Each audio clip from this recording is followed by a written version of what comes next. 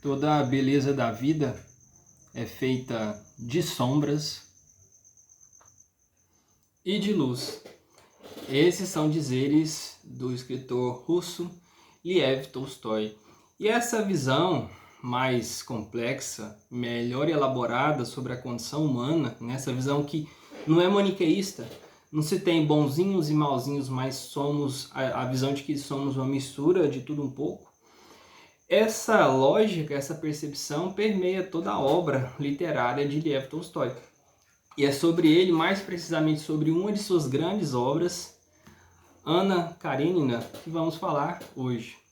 Eu já tive a oportunidade de ler o também monumental Guerra e Paz, do Lev Tolstói. É um calhamaço. Nessa edição aqui da Companhia das Letras são 2 volumes, envolve a invasão napoleônica na Rússia. Esse aqui é o livro, um dos mais conhecidos do Tolstói, é tido como o mais lembrado da Rússia ao longo de todos os séculos. E também tem outro, que é esse sobre o qual a gente vai falar hoje, que é Anna Karenina. Aí a pergunta é, poxa, mas esse cara só escreve calhamaço, Só esses mastodontes aqui? Na verdade, não. Para você que prefere começar a conhecer autores russos, quer começar a conhecer o Tolstói, tem essa novelinha. Vocês podem ver que ele é meio que de extremos, Tem esses 2 calhamaços aqui, mas tem essa novelinha, que é um núcleo muito pequenininho de personagens. A Morte de Ivan Ilitch também é uma boa pedida, mas não se deixe impressionar pelo tamanho. Tanto Guerra e Paz quanto Anna Karenina são livros muito tranquilos de se ler. É claro, a história, a trama, ela vai ser um pouco mais extensa, mas nada muito inacessível não. É bem tranquilo de se ler. Esse aqui é um livro muito bom. Vamos começar pela capa, A capa engana um pouco, leva o nome da Anna Karenina. Eu pensei que a história toda giraria em torno dessa personagem, todos os eixos girariam em torno dela, mas na verdade não. Existem inúmeros personagens. Se a gente for contar todos eles, ao final dessa edição aqui tem o nome de todos, são mais de 200, para ser mais preciso, 222 personagens. Só que os protagonistas são bem menos, são poucos, a gente não se perde na história não. São basicamente 2 famílias, 2 famílias em relação às quais haverá um grande contraste de situações. Onde se passa? Vamos à contextualização. Antes disso, o livro ele foi publicado no século XIX, em 1878. Tolstói levou cerca de 4 a 5 anos para concluir esse livro aqui. Ele foi publicado em 1878, quando ele já estava consolidado como grande escritor, porque já tinha escrito Guerra e Paz. A história também se passa nessa mesma época, de uma Rússia czarista, do século XIX, na segunda metade do século XIX, em 2 principais cidades ali, Moscou e São Petersburgo. A época ainda que existia império na Rússia, tinha um czar. E os personagens vão girar em torno de 2 famílias. A história começa com um personagem, o Oblonsky.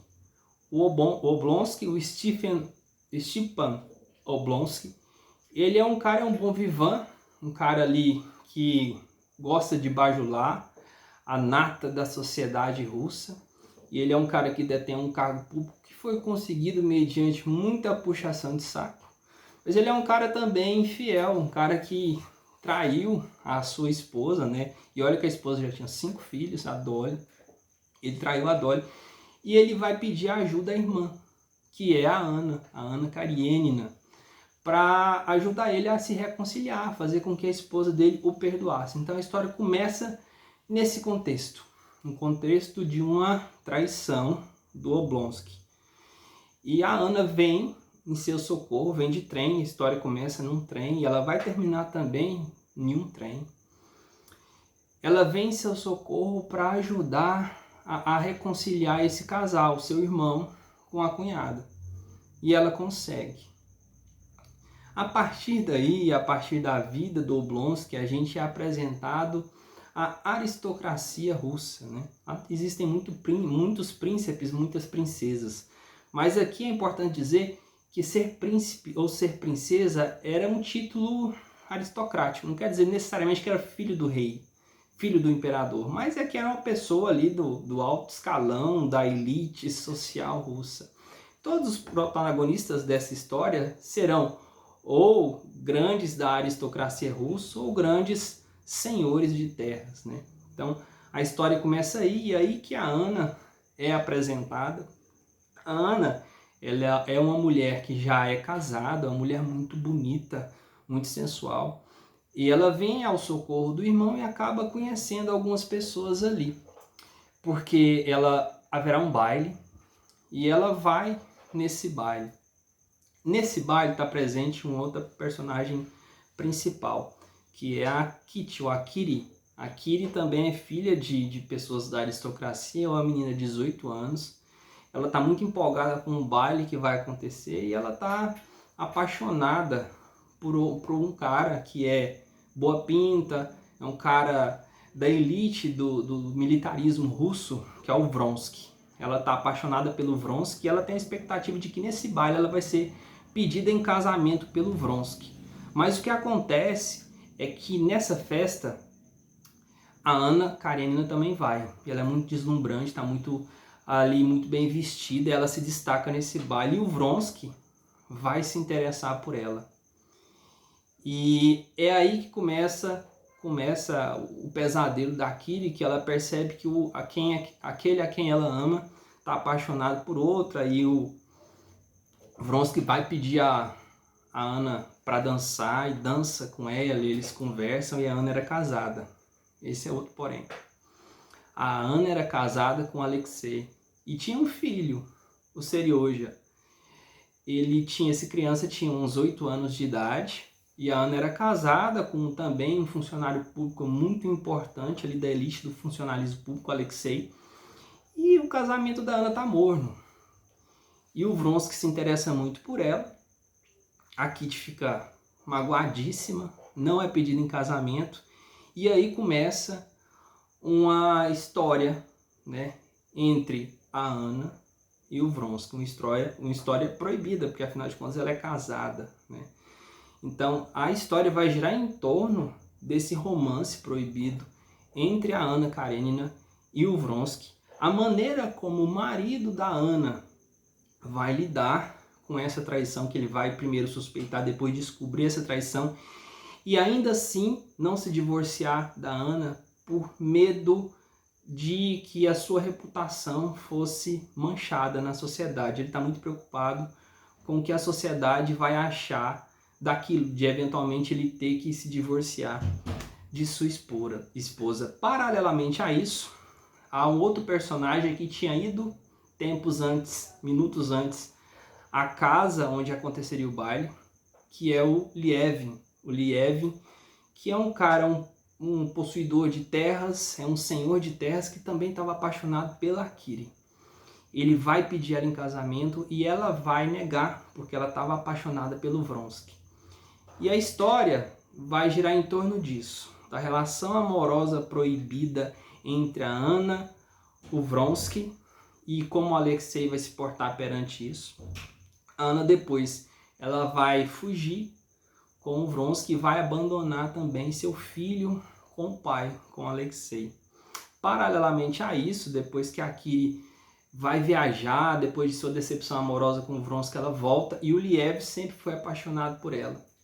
Liev vai pedir, em um momento fofo ali da história, ele vai pedir a Kiri em casamento e eles vão formar um casal.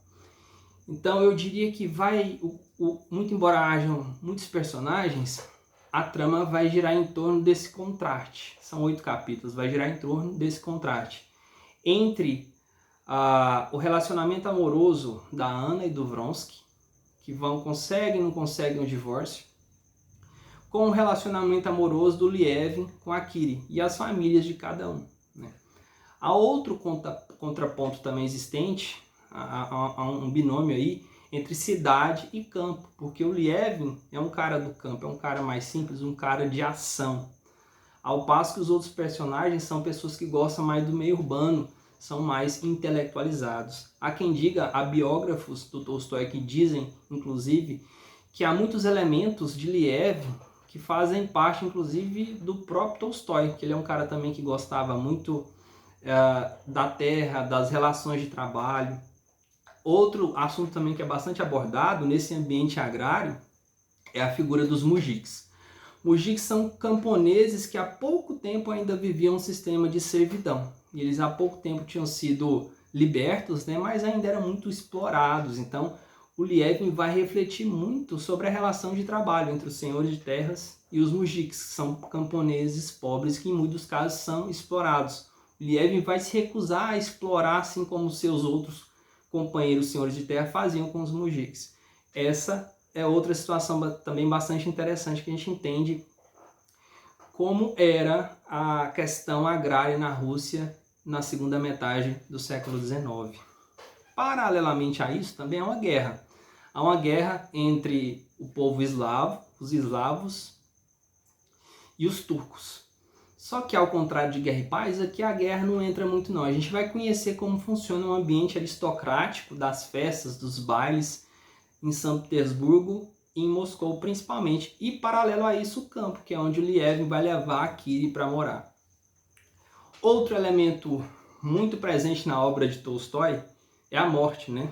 Eu mencionei aqui a novelinha A Morte de Ivan Ilitch. A morte também vai estar presente aqui, mas mais uma vez a morte vai ser um contraste com a vida de outro personagem que vai estar ali também um conflito existencial, mas que ao final ele vai dar um passo em direção à fé. Ele consegue encontrar, ele tem um momento de epifania, o Lievin tem um momento de epifania, onde ele vai encontrar e vai fazer as pazes com a sua espiritualidade, com o seu misticismo.